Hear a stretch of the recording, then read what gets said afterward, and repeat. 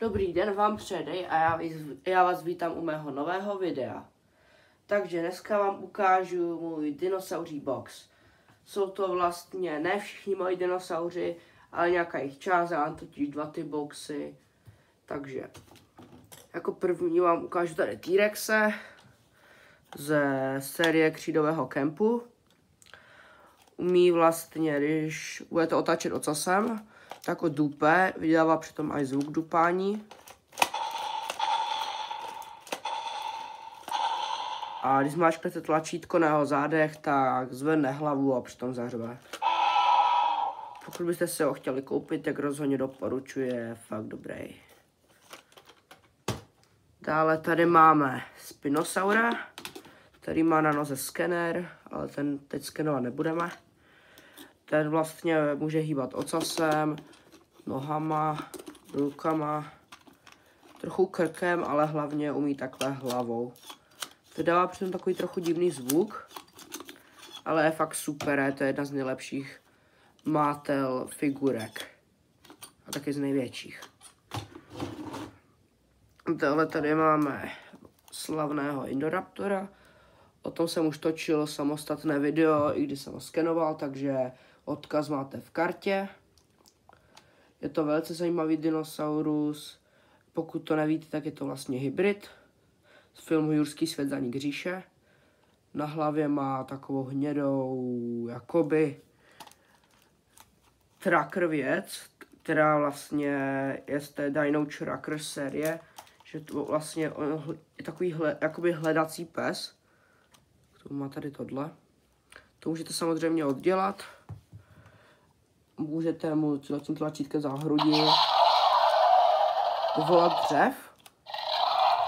Stejně tak můžete používat i jeho ruce, abyste mu ohýbali hlavou.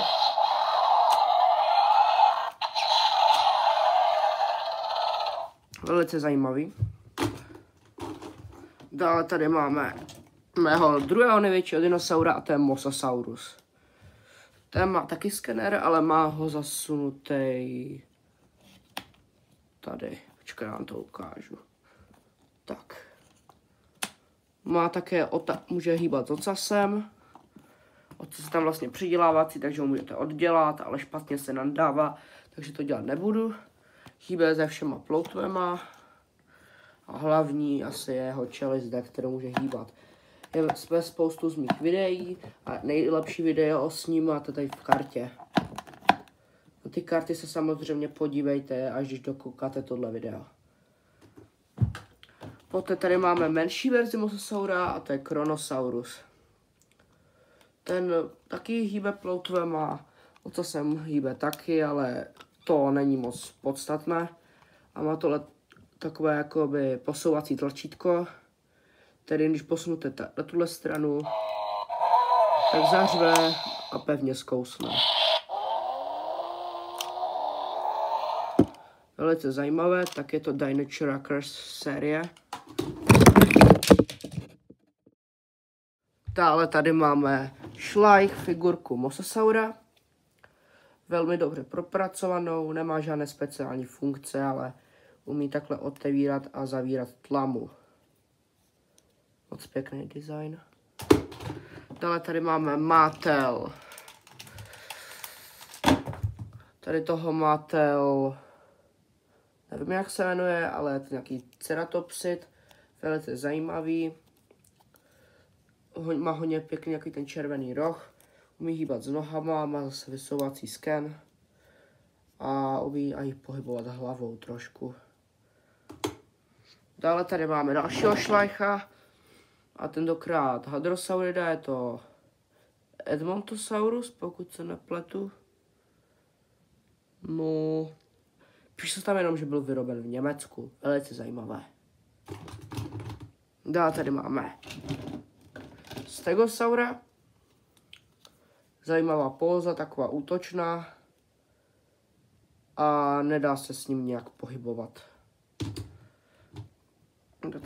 Dále tady máme mládě Giganotosaura. Potom tady později bude možná i velký Giganotosaurus. Tohle je taková menší verze, pak vám to když tak ukážu. Dále tady máme Herrerasaura, ale Herrerasaur tady má dvě varianty, mám těle Herrerasauru, takže vám najdu ještě toho druhého, ať to máte komplet. Fakt špatně se v tom hledá. Tak. Tady máme dvě varianty Herrerasauru, taky můžete vidět nějakých z mých videí. Velice zajímavé.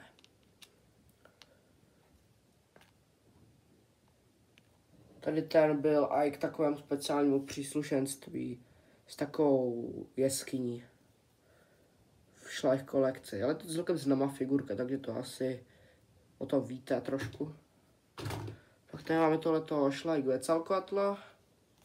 O tom můžu říct jenom, že pěkný design, jak nic víc asi ne. Potom tady toho v takové schrbené podobě tady toho malého Apatosaura.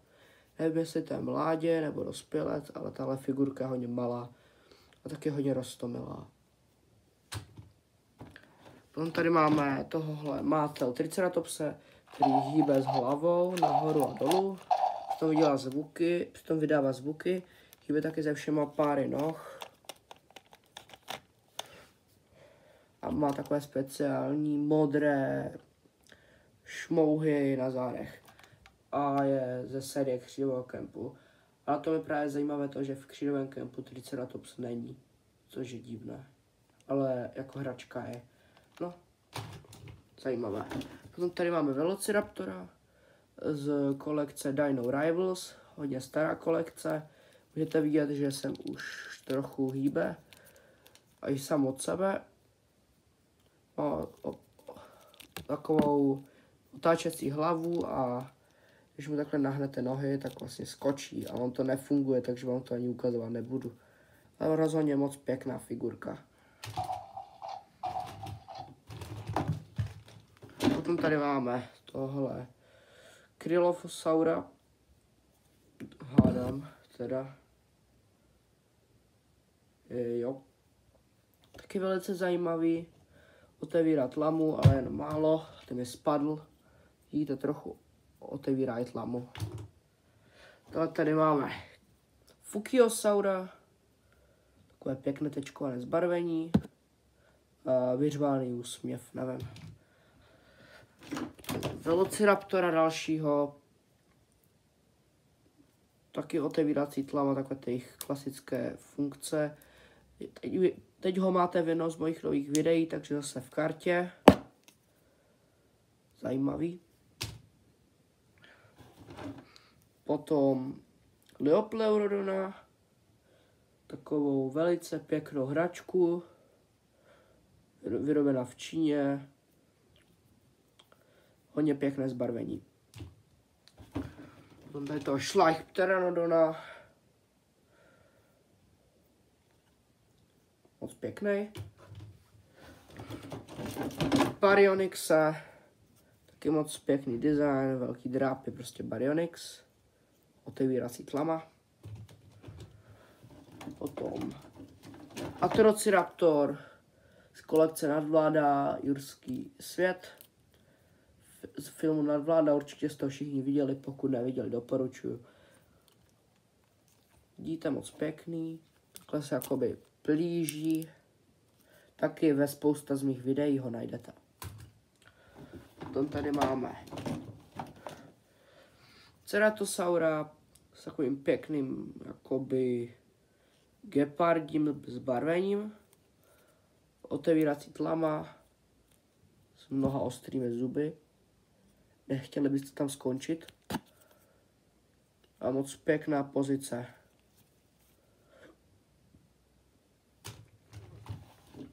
Tady máme tady toho Gastoniu, taky moc pěkný, taková roztomilá figurka.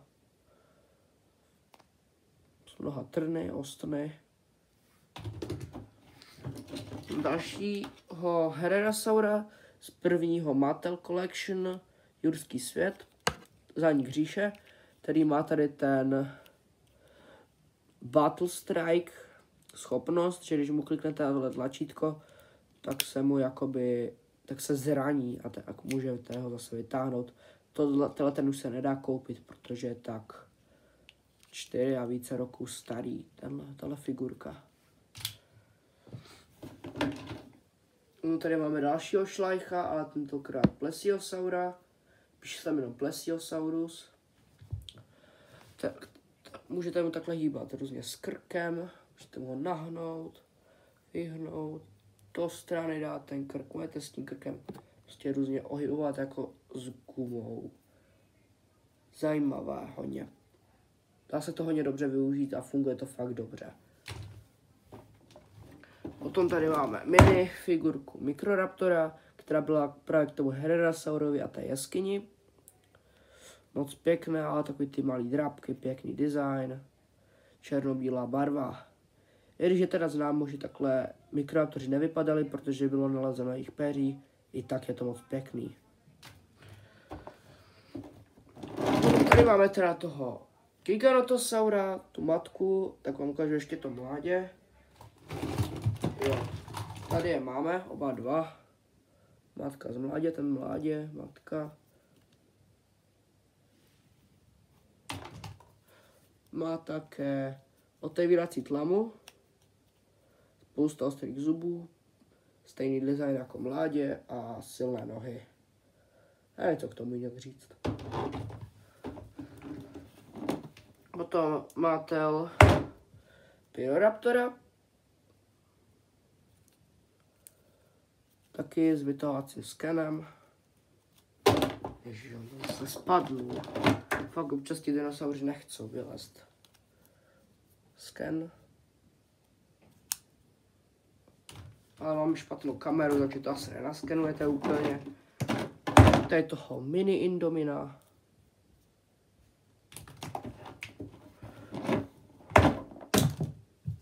Šlajch Spinosaura. Tady to šlajch Carnotaura roztomilej, zase cute. Takový ty mini ručičky, to samozřejmě musí mít. Červené jakoby brnění, moc pěkný.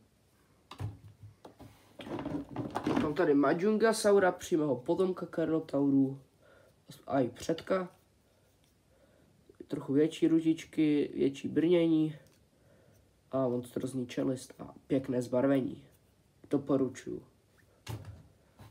Potom Brachiosaura. Pěkné zbarvení, velký krk, takový červený. Mám tahle ta raptoří figurka s červeným designem a naštvaným výrazem. Tohle ten vonavý T-Rex, ale vám asi vonět nebude, protože YouTube nejde cítit, ale můžete si k tomu čichnout. Potom tady toho sedícího Daspletosaura, kterého mám aj na obrazovce kanálu, jakoby. Taky zajímavý, takový pěkný zakroucený ocásek, hodně roztomilý. Potom další mládě Giganotosaura, zase můžete porovnat oproti ostatním Giganotosaurům.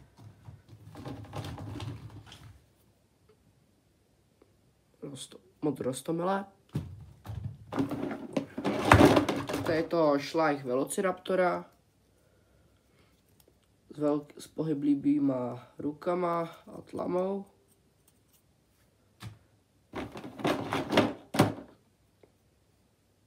Tady Archaeopteryxe s jedovatýma zubama a pěkným zeleným zbarvením. Tady tu Tapejáru nádhernou lítací. Tady tohoto Tyrannosaura malýho s modrýma rtama, nebo co to je. Dalšího Velociraptora s velkýma drapama a černo-oranžovým pěkným zbarvením. Do pouště jako ideální. Tady toho šlajch Baby Ankylosaura. Tady ty ukážu naraz 2 Deinonychy.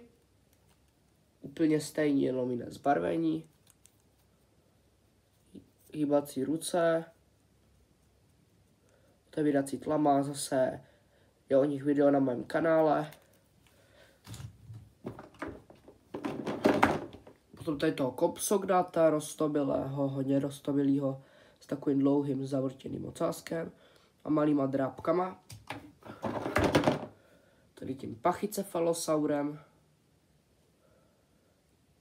Moc pěkným. Velký nohy prostě, taková tého boule. Na hlavě. Potom tady tím malým Spinosauříkem, taky hodně roztomilým. Tady tím random šlajchborcem z motorky, nevím, co tam dělá, ještě to není dinosaurus.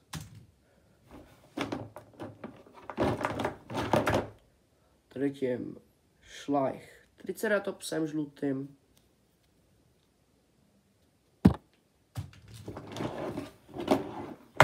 Ten potom Velociraptor, který je vlastně k takovému speciálnímu autu. Zase má skener, pohyblivé ruce a nohy a otevírá tlamu a hýbe hlavou. Pěkné zbarvení.